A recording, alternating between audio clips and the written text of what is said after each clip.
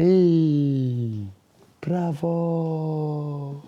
C'est un moment heureux qu'Adnan partage avec son fils d'1 an. Mais depuis 2 mois, ce père de famille palestinien est fou d'inquiétude pour son bébé né en Belgique. Ils m'ont demandé de rendre ces papiers d'identité. Si je n'avais pas ces documents, je ne pourrais pas prouver que mon fils a été belge, parce qu'ils ont effacé toutes ces informations du système.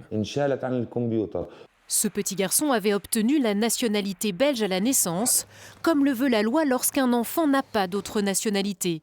Mais les autorités ont informé cette famille que ce droit lui avait été retiré. Un véritable choc pour son père.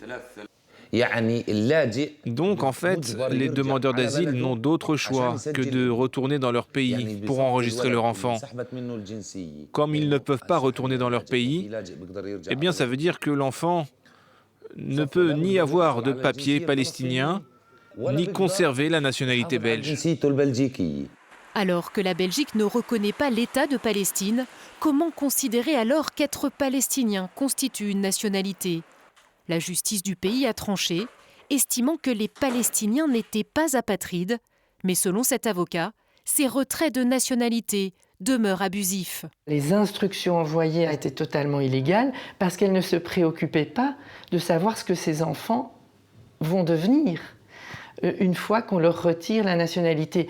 Et donc elles créent, si pas des apatrides, à tout le moins des sans-papiers, et l'intérêt supérieur de l'enfant n'est manifestement pas la préoccupation de l'Office des étrangers.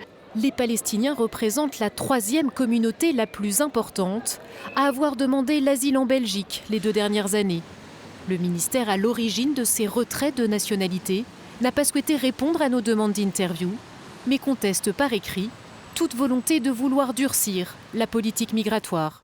Il n'y a pas de nouvelle politique en la matière. L'échange d'informations sur la nationalité se faisait également avant la guerre actuelle.